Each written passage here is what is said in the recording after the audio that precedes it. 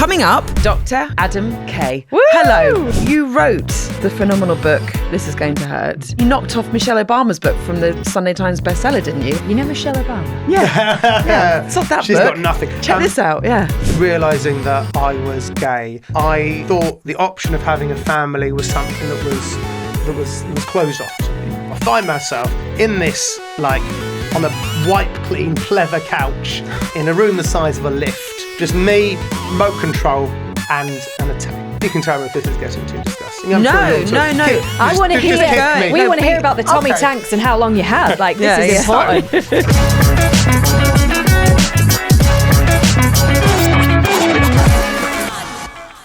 Good morning. Good morning. How you doing, darling? I'm so good. I'm so positive today. Good. I feel like we've both got positive vibes. And it's Monday. I know. Who would have thought? No, I feel quite positive too. Why is this? Well, we both said that we had a chaotic but nice weekend. I had a lovely weekend. Yes, I do have a couple of fails that did happen, but generally a really lovely weekend. I took them to go and see Peppa Pig at the theatre. Oh, did you? And lovely. Bradley and Logan were like, we're not going. I was like, sorry, you're 7 and 9. You are. But it was lovely. But that's why I'm in such a great mood. Good. Nice Any weekend. fails?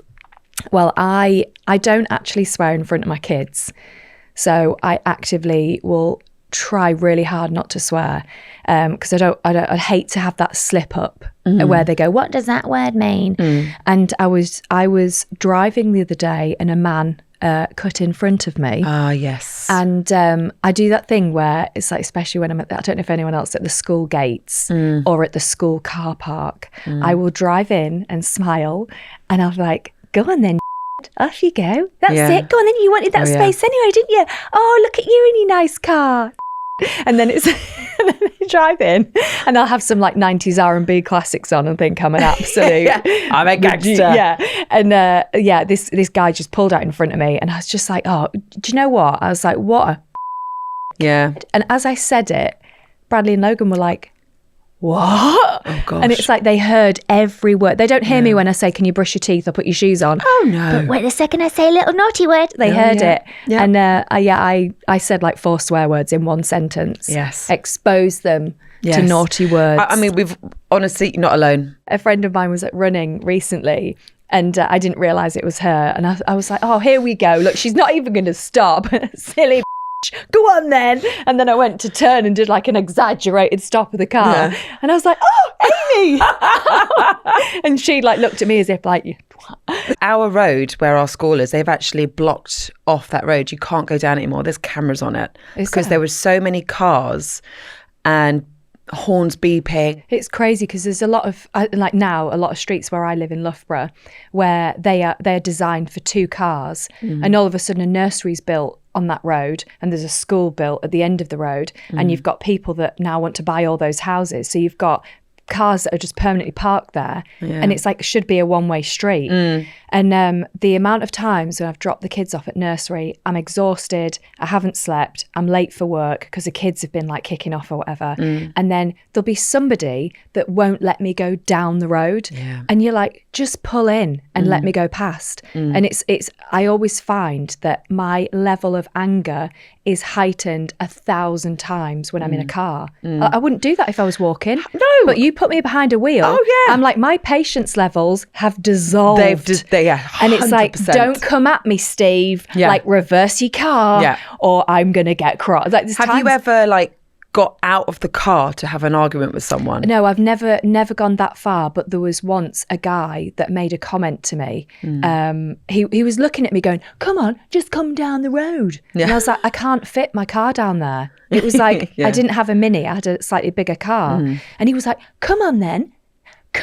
And I just stood there. Like, I didn't stand there. I was just in the car. And I was really tempted just to put my hand and hold it on the horn so people around could see it. And I was in my head, I was like, should I just get out this car? And I was like, what is wrong with me? And then as the guy reversed his car, he was so angry with me. And he goes, you shouldn't be driving a big car if you can't drive.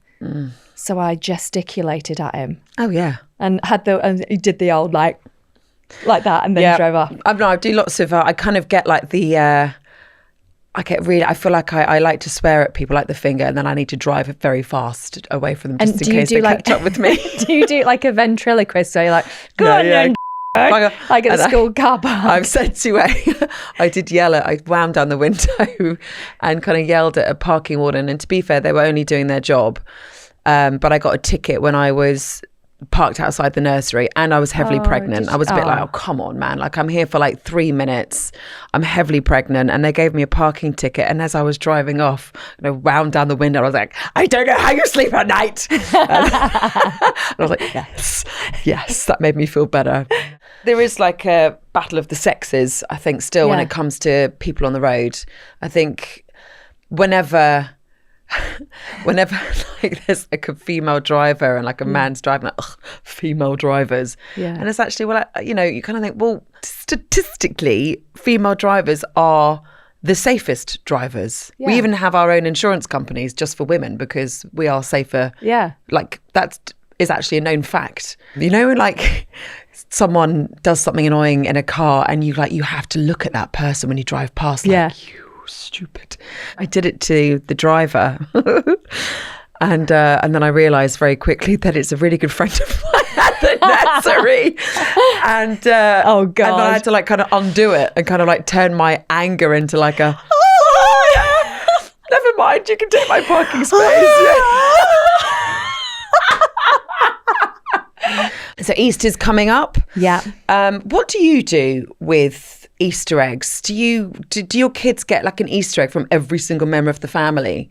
Yeah. Yeah. Like I used to get one Easter egg that my mum would peel the foil off. She'd take the pack of buttons out, reseal it. I would never know. So I was 14 till I found out you got chocolate within an egg. I just thought that buttons and like any brand of chocolate, just put a picture of their chocolate on it. Yeah. Not realising you got it inside the box. Or she'd just take it out. How did you find out? I was 14 years old and I went to my friend's house and she opened a buttons Easter egg. And I was like, oh my God. I was like, you've got buttons inside your egg. And she was like, yeah. And I was like, yeah, but how come you've got them inside? I've never seen, is this limited edition? And she was like, no, you always get a pack of buttons inside your eggs. And I was Did you confront your mum? Were you just like, how? But you don't. And I was like, when I opened mine, I've never had anything inside an egg. And they were like, oh, is your mum eating them? And I was like, oh my God. So I marched home and I was like, Mum, have you been eating the chocolate outside the Easter eggs? And my mum absolutely howled. She was laughing for about 10 minutes on the floor. Mid Coronation Street, which she couldn't pause because it was like years ago. Yeah. And she was howling. She was like, Hannah, I've been doing that for years. And I was like, you absolute cowbag. Oh my God. Yeah, I know. Are you going to carry on the tradition Absolutely. with your kids? Yeah. So I sometimes I've been known to heat the kettle, and then if you like heat be careful not to melt the chocolate, but then you heat and you can take the lid off. Really? The cardboard lid. Yeah. And then you can take the egg out, and then if you really carefully open it, then you slowly break the egg in half, and then if you've got like little bits in, put it into a little bowl. Do that with 3 or 4 Easter eggs and you've got yourself a couple of treats. I mean, I'm not being funny, but you could just buy an extra bag of sweets.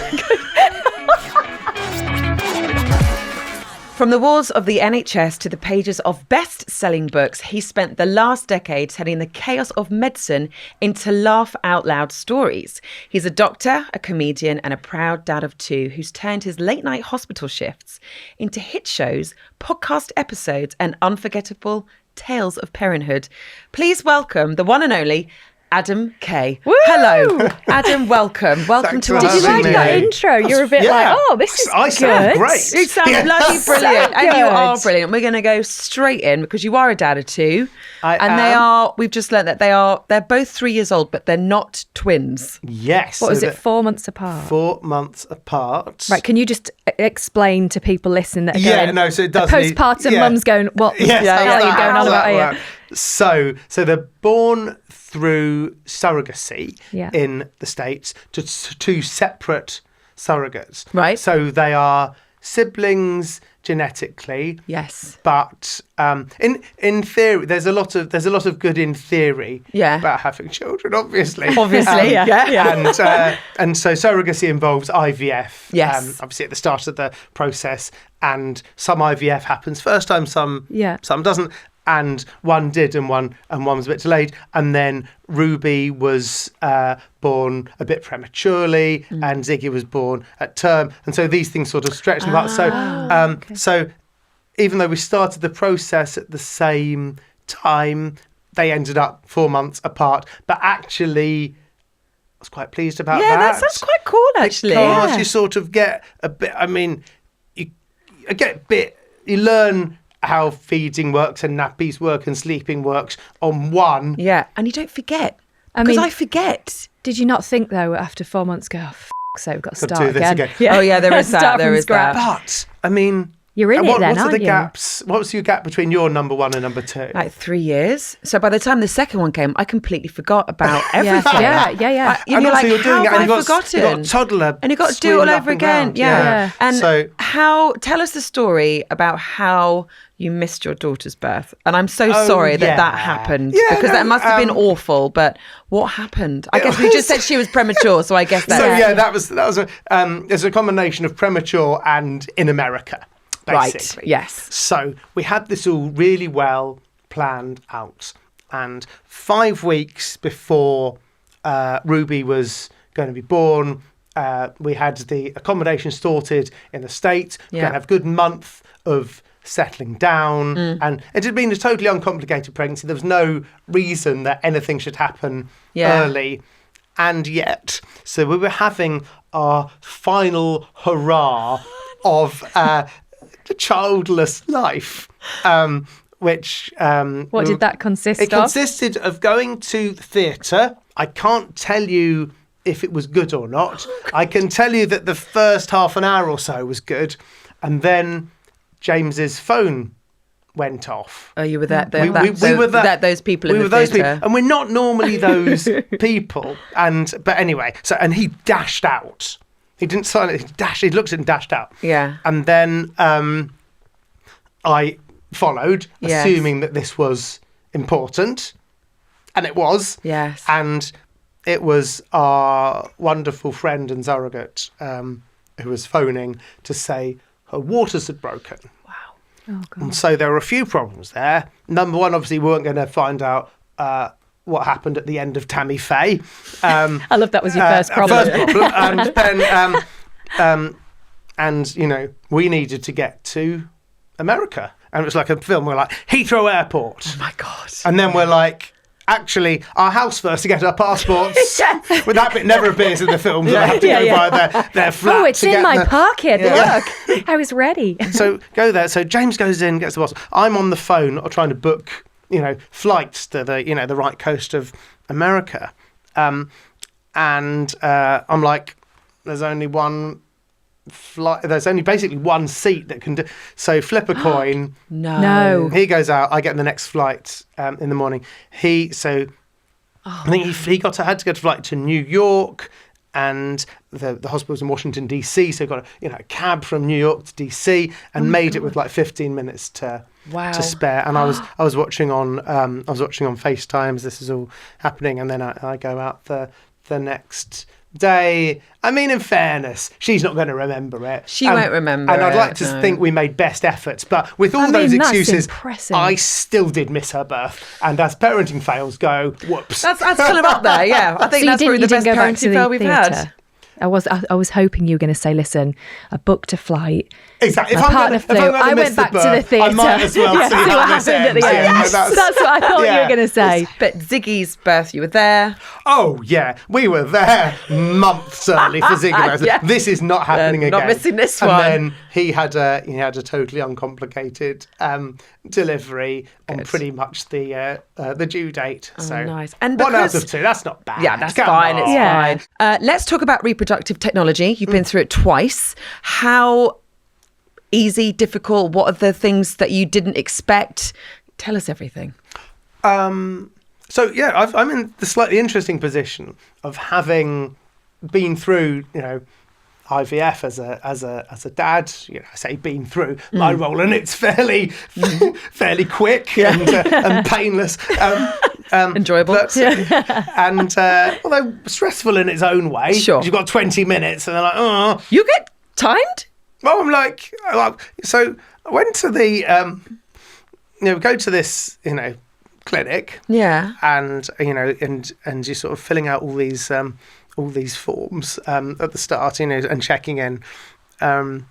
You can tell me if this is getting too disgusting. No. I want to hear. We want to hear about the Tommy tanks and how long you had. Like, this is important. So we go to this clinic, and part one, before even the IVF aspect and sort of injecting sperm into egg and stuff, is actually working out if the sperm is any good. Right. If you've got the sperm there, and there's no reason to think that it won't. It's not like we were struggling to conceive. Well, we were struggling to conceive. It wasn't a huge surprise. James wasn't getting pregnant. But I mean, that is the first step, and that obviously involves leaving a deposit. So go to this place, and then after they've done that, they freeze it, and then they can use that sample again for the. Okay. So they rate it first. Yeah. And assume. So filling out all this paperwork. And I just thought it was going to be a sort of yes. But actually, the number of questions they asked raised some sort of almost philosophical questions. And like, there was this, one of the things was, what do you want to happen to your frozen sperm in the event of your death? Oh, wow. Oh gosh. I thought I was just coming here for all. So we sat, how they give you these clipboards and the pen, and sort of filling out this sort of pages and pages of stuff. And James said that he wanted his to be stored in the freezer and kept with his consent in the event that I wanted to have his children after his death. I said I wanted mine to be poured down Chris Hemsworth's throat.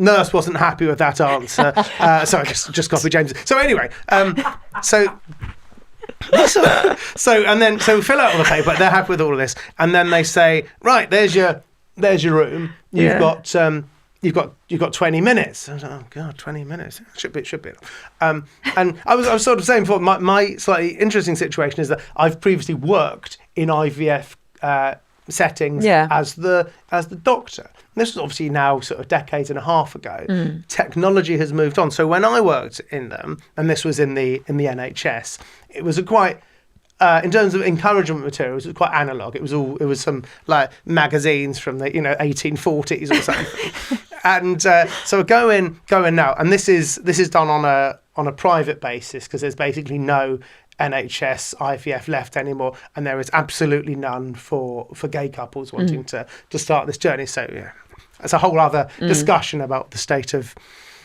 IVF in this country. But anyway, so going in, and technology has moved on, and there's now a video, and so it's quite rare to find me in a doctor's office, because doctors make really bad patients.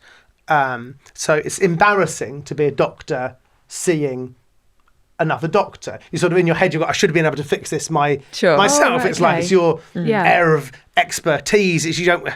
And then so I've had that ever since starting medical school. I've had that. But then in the last however many years, I've got this added thing that I've got. I'm not famous. I'm not Beyonce, but the thought of getting recognised in a waiting room makes me want to cringe myself inside out. So I sort of, there's lots of, but anyway, I had no option here. So I find myself in this, like, on a wipe clean, pleather couch in a room the size of a lift, just me, remote control, and a telly. So turn the telly on, and it's linked to Hub. Which is, means I can hopefully find something to my taste and get this over with before the 20 minutes. So I turn it on, and there's some gay playing on the screen, and my first thought is there was something heartwarming about it. So as a much younger guy, realising that I was gay, I thought that the option of having a family was something that was closed off to me. And now we've moved on so much through technology and society that not only is it possible for me, it's sufficiently normalised that the person in this room before me was another gay guy going through the same process, or a straight guy who's got some major questions to to sort of to address at some point down the line. Anyway, so I'll tell you what was playing on the screen because you're dying to know. There's this much older, hairy wardrobe of a man called Gonzalo, according to the thing at the bottom, jackhammering this much younger sort of twink called Alejandro, and because they're about as likely to do the job for me as an episode of Bargain Hunt, I get the remote control and start pressing buttons. Nothing, and quite clearly, the remote control is being gunked up by thousands of poorly aimed emissions, quadrillions of them, probably invalidating Panasonic's normally excellent warranty. And so turn the TV off, get out my phone, no reception, 12 minutes left or something, me, Alejandro and Gonzalo are going to have to... be in this together. Yeah, we're in it together, but, where there's a willy, there's a way. On we go, and I'm sort of putting my hand, over part of it, so I'm not put off by his hairy back, muted the volume, so I'm not put off by the strange low wheezing sounds. But we get there eventually, just shy of my deadline, and then you did it. I did it, and then there's this thing. So it goes in this little container, like the pot for your urine sample or whatever, and you put it in a little cupboard, and the cupboard's got another door on the back which goes into the lab, and so they take that and it goes off on its exciting journey that will eventually become children. Hooray! So anyway, so I'm feeling good about it. So I leave the room, and there's a guy waiting outside. And obviously, protocol is you should avoid any eye contact whatsoever and march, straight ahead towards the stairs. This guy hasn't read the protocol, and he goes, "All right, I loved your book, by the way." Oh no! And it's only on the drive back home I realise I should have said, "Oh, by the way, that wasn't my video." Oh my gosh! And also the remote control was already broke. But instead, anytime my name's to come up, if this guy, hears me on this podcast, he'll turn to the person next to him and say, "Oh, I followed him into a room once. He's into this weird little and large fetish porn, and he's got terrible aim." But all this is to say that 40-ish years ago, if a couple couldn't conceive, let alone if a same-sex couple wanted to, go down this route, the answer was I'm sorry, there's only so much we can do. But because you have the history of being a doctor and delivered babies yourself, when you're doing it yourself as a parent, is it like a whole different experience? Or do you almost know too much, or is it enough to, I don't know, what is it like? A little knowledge is a dangerous thing. Right. Is one thing. And I guess the other aspect is I can't be my kid's doctor. I have to be their dad. Right. So if something happens and James says, "Is this rash all right? Does that cough sound all right?" My answer to infuriating extent, he hates this, is, let's go and see the GP. And I guess people think that everything. Yeah. I've got this mole on my back, or I've got this. Well, I did that to you when you arrived. I was like, "My wrist hurts." Yeah. And you're like, "Well, you should go and get a splint or something." I was like, "Okay, I will do that. Thank you." Louise is like, "Make me one now. Fix it." Because I worked on labour ward, so I obviously was involved in in the delivery of a lot of babies, probably a couple of thousand babies by the end. But, wow. And everyone's like, "Oh, you'll know about babies then." Yeah. I hang out with babies every delivery for around 2 to 3 seconds before they get passed to a midwife who then does all the clever stuff. That's me. That's my bit done. So I'm really good first 2 or 3 seconds of birth. Beyond that, I'm out. And what was the turning point in your career where you just thought, I don't want to do this anymore, and I actually want to write, and I'm funny, and I want to do other things? It's interesting. It wasn't so much that I had a plan B and this is what I want to pivot to, and I wasted on the wards and let me write some books or whatever. It was more that I was working away on labour wards. I was a senior registrar, which is like one down from consultant. So I was nearing the sort of final destination where I'd settle down in a hospital and do my own thing. And I just had a really bad day at work. And, not going to bring the mood down too much, but, all you want as a doctor on a labour board is healthy mum, healthy baby. That's your bare minimum. And it was one of these cases where we had neither of those two things, and I really, really struggled. And I got back on the horse because that's the sort of doctor mentality. But I was quite damaged by it. It really affected the way I practiced medicine, and I sort of realised that I couldn't face that kind of thing ever happening to me ever again. I love the good days, which are some of the most magical moments of my life, but the bad days were too bad. And so I ended up stepping away, and I thought I was just stepping away for a few months. And then I ended up writing, not for books initially. It took about 7-8 years before books happened, but I was a jobbing writer for telly, writing, random episodes of random scripts of random shows, and then I'm still on my 6 months off 15 years later. But you wrote the phenomenal book, This Is Going to Hurt. I mean, and it became like this. You knocked off Michelle Obama's book from the Sunday Times bestseller, didn't you? God.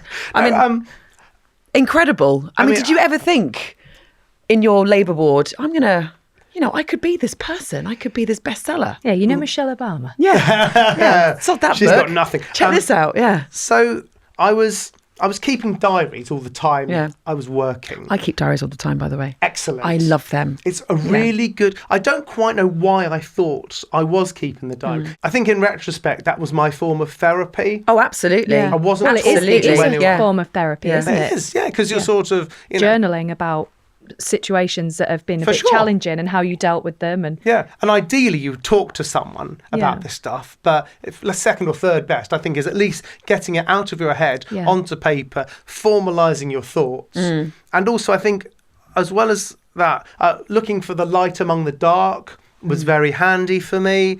And so that went down. I had no designs at the time that anyone would see it other than me. These are the stories I would just upset people with at dinner parties, or this sort of disgusting stuff to put people off the BAFTA. I love it. And I ended up going many years later up to the Edinburgh Festival. Yes. And I didn't really have an idea about what my show would be. And James, my husband, said, why didn't you read out from some of your diaries? And so I did. And then randomly in the audience one day, you go and see each other's shows if you're a comedian at Edinburgh. It's the only time you see other comedians. Often if you're not on the circuit, if you're just sort of touring on your own or whatever, you don't see other comedians. So my lovely friend Mark Watson is a brilliant comedian. I saw his excellent show. He came to see me, and his plus one worked for a publishing house. It was an editor at Picador. Wow. And afterwards she was like, do you think you got any more of these diaries? Oh my God. No way. I've got a filing cabinet drawer full of them. So I bet she was like that. Cha-ching! Yeah, absolutely. Well, she was right. She saw something that I did. And actually, she could see the sort of combination of love for the NHS that we all have, and rightly so, with revolting stories. She could see was sort of something that might appeal to the public. And she was right. I do love stories like that, and I know there's a couple in your book that maybe we can touch on, which is something about a Kinder surprise, and it was a surprise. It was a real surprise, and I'm glad you chosen this one, because I think it's one of my favourite stories. Good. You're not meant to Please tell us the story. As an author, you're not meant to have favourite bits, but then again, you're not meant to have favourite children. We've got one of those. And here we are. So this is a story of a woman who decided to propose to her boyfriend. And she did so by buying a Kinder Surprise, taking off the foil and the chocolate, whatever, until she's got the egg thing, getting rid of the little plastic toy, replacing it with an engagement ring, and then inserting this vaginally. Yeah. Oh, wow. We can say vagina, can we? God, Yeah, we can. This isn't breakfast telly. I don't need to use euphemism. She put the ring inside the plastic the yellow egg and then shoved it put in a that flower. inside. And the idea was clearly that the boyfriend would discover it, retrieve it, and then she would go down on one knee. Oh gosh. Something sell the grandchildren, all that, isn't it? Yeah. But unfortunately, it had. I don't know what had happened. It had moved sideways or got stuck on a ledge. God, who knows what had happened? Yeah. And The abyss. It had gone into the she abyss. couldn't get it out, nor could he. And eventually decided it was a hospital matter, so we all met in cubicle 3 or whatever it was. And so she hadn't told him because she wanted to maintain the surprise. Brilliantly, she hadn't told me either. So I don't know, ask no questions. That's not my job. In the middle of the night, just get on with it. See this patient, see the next patient. So I'm down at A&E. Very easy delivery with a little pair of called sponge holding forceps. So sort of take it out. I'm about to throw it away. She's like, no. He needs to open it. So hang on, you're in cubicle 3 and she's still wanting to propose. Yep. And you're holding Wow. it. So I've got this egg. And the goop from a flower is on it. I mean, Like, I don't have that level of recall, but I've removed the thing. And then she says, oh, he needs to open it. And so me and the boyfriend are like looking at each other like this. So anyway, I pass him a pair of latex gloves. Who am I to argue? And at this point, removing the last, trace of romance from the situation. So he opens the egg. She proposes. He says yes, presumably out of fear, as to what a woman who does that with the Kinder Surprise might do to him if spurned. Oh my gosh! Do you know if they got married? I don't know, but I should have been invited. You should have been. You should have been best man. You should have been bearing the rings. The ring bearer. Yeah. I'll tell you what, though, Kinder eggs are never going to be the same again. No. Easter's on the way. I don't know if I can buy those for the kids anymore. No, and we have them in the house reasonably often. It's our very high value bribe. Yeah. You've got a list here, Adam, of your parenting fails. Would you like to tell us some of your fails? I mean, it's difficult to know where to start. I mean, you missed the birth of your daughter. I mean, that's up there. So I started as I meant to go on. There's we've bought, I would say, 20 to 30 books about parenting. We've read 0 books about parenting, but and so we mostly rely on people telling us like handy hints and tips. So please fill me in. Anything for 3-year-olds, extremely gladly received. But there was a really beautiful thing that one of our neighbours back home told us. We were with their beautifully behaved kids, rather like setting fire to the curtains or whatever. And she speaks to one of the kids and reminds them that the 3 important things in life are manners, safety, and kindness. And I'm like, oh, that's quite good, because like if I can get that my kids remembering those 3 things. So we nicked that and we started saying manners, safety, kindness. Yeah. And then a couple of weeks later, I'm out with my sister, who's got a couple of lovely kids, and we're at this restaurant, and one of my kids is being appalling and throwing dough balls or whatever. And I say, what are the 3 important things in life? And Ruby very confidently says to my sister, money, safety, and kindness. I'm like, no. So we've reversed over 3 buggies, our own buggies, Christ. empty. But I mean, it's one of the major sort of lines on what turns out to be the childcare budget is the frequency with which we've only put 1 buggy back in the car, and Your the kids other are one sat in gets the buggies crashed. going, right, what are the 3 things? Buggy. So James really disapproves of this.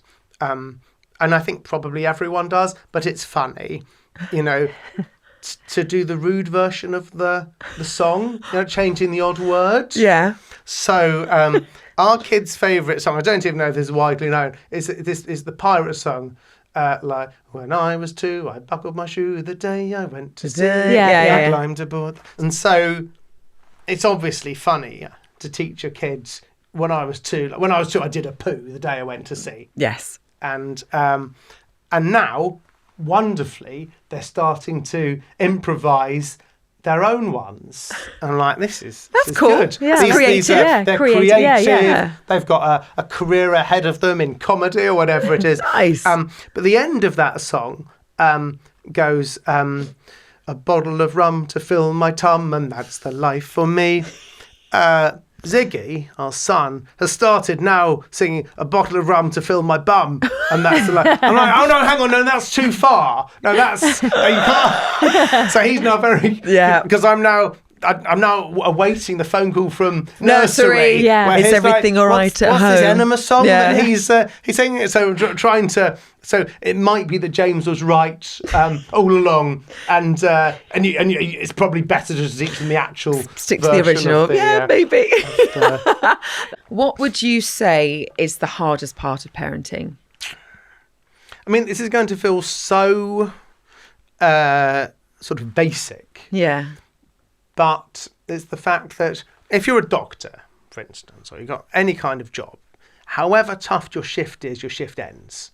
You know, this is tough, but I've only got an hour and a half left, and whatever the world throws at me, after that, I go home and I have a sleep. It's, I think it's the fact that after the hard day, you can have the hard night followed by the hard day. So I think you can get over anything, but it just keeps coming. And so I think that's it.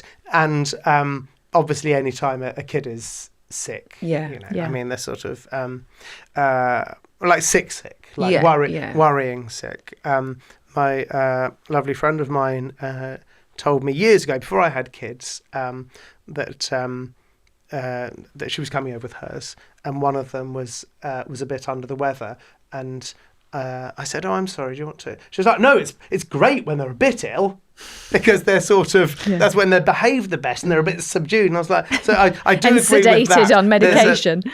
It's sort of a bit of Calpol level. Yes. That's often when my kids are at their best. But totally. Yeah. But the worst part of parenting is when the worry comes. And Ruby, as I say, was born premature, and she was born very small. To be honest, and she still pretty much anything knocks her over, and Ziggy gets a bit of a cold and shrugs it off, and she'll end up in A&E and oxygen and steroids and that sort of thing. But luckily as the months and years go on, she's getting a bit stronger. Because you are a doctor, do you feel a sense of calm because you can almost?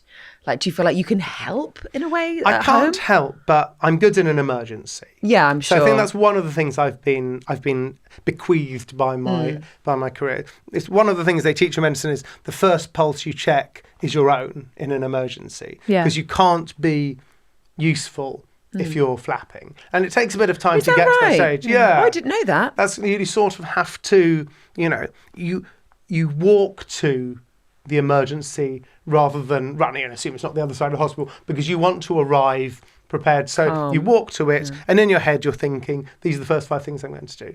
And so I'm quite, slow and measured, and and try and do this. So that's what I bring to the emergency. Unfortunately, due to I don't know, sort of bad luck / magic, I've got an almost 100% hit rate of being away when one of the kids gets that level of ill. And James will phone me up and be like, "Can you listen to Ruby's breathing and tell me if it's all right?" I was like, if you're asking me to listen to breathing over the phone, I think at that stage you go to to A&E. So when I'm around, it's not like I'm away particularly often. It's just that almost certainly when I take airplane mode off after this, just because I'm in London and he's back home, there'll be some something from nursery or something. He'll be at A&E for some reason. Oh gosh. So I've spoken in the past about chickenpox parties. So a lot of my NCT group, if one child had chickenpox parties, or if one child had chickenpox, we'd all go to the house, have some Prosecco, and we'd be like, "Right, kids, lick each other. Rub against each other. Do what you do best and just spread your germs together." So then they'd all catch the chickenpox, and then it was done and out the way when they're quite young. What's your thoughts on that? my thoughts on all childhood illnesses is, whilst they are, for most, kids, fine, for some kids, they're very not fine. Yeah. And there are rare instances of major complications. And so I am very, very pro-vaccine. Right. When they're proven to work, and we now have a chickenpox vaccine.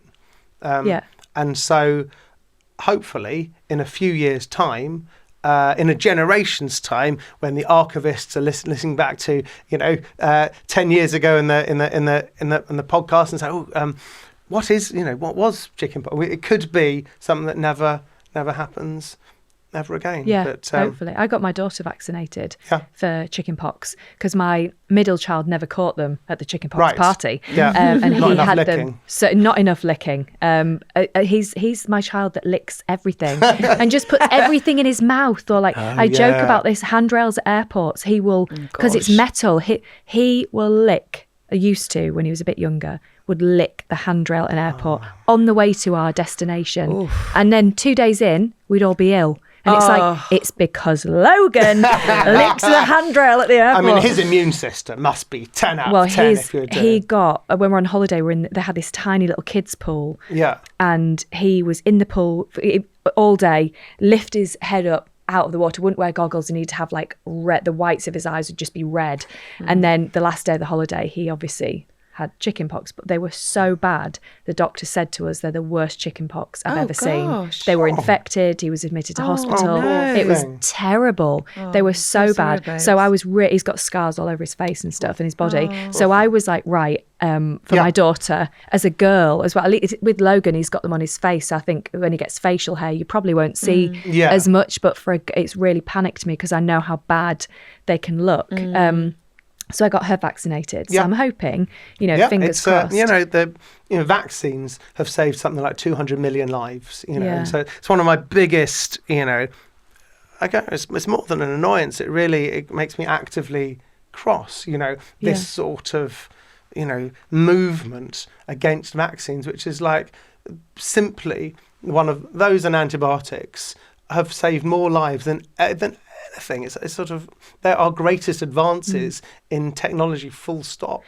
Adam, I want to talk about your new book. Yeah. Tell us everything, because it's very exciting. Big fan of your books, and I'm sure a lot of our listeners are. So tell us about the next one. So, I've been writing kids' books for a few years now, and I started with non-fiction books. And the first one was Kay's Anatomy, a pun that absolutely none of the kids reading it will get. But teaching them all about the body, and I've done various other things about the history of medicine and inventions. And then a couple of years ago, I wrote my first novel for kids, which is called Dexter Proctor, the 10-Year-Old Doctor. And it does what it says on the tin. It's about this super mega genius who became a doctor based on, semi-autobiographical, obviously. But he was, he came out the womb, speaking 10 languages. He cut his own umbilical cord, and, went straight off to medical school, became a doctor. And, and so it's big, silly, fun book. And we were lucky to make that into a special, which was on the BBC over Christmas, still hanging out on iPlayer. With brilliant cast, Sue Johnston and Peter Serafinowicz and Mike Wozniak and Gemma Whelan and Jamila Jamil and Connie Huck, and this sort of amazing A-list of brilliant people in it. So, and then I wrote a second book called Dexter Proctor and the Case of the Disappearing Doctor, and it is out now. And you don't need to have read the first one, but you can have read the first one. And there's a huge mystery in the town of Lilydale where Dexter is based, and him and his mates have to solve it. And it's got some medicine in there, and it's got lots of disgustingness in there. Oh, and, brilliant! I love that. I think it's dead fun. Adam, thank you so much for being here. It's been an absolute joy. So much. You're so funny, and I can't wait to read your next book. I want my kids to read it. Thank you very much. Thank you so much for being here. here. Lovely time exposing quite what an awful parent I am. No, absolutely you're not alone. You're a normal parent. I'll never look at somebody with a hairy back the same again myself. Yeah, you're welcome. Thank you for that. Or a Kinder Egg. Oh God, yeah, Kinder Egg. Thank you so much for tuning into this week's episode. If you've enjoyed the chat, do us a massive favour, hit that subscribe button and ring that notification bell so you never miss an upload. We're dropping new episodes every Monday and Wednesday.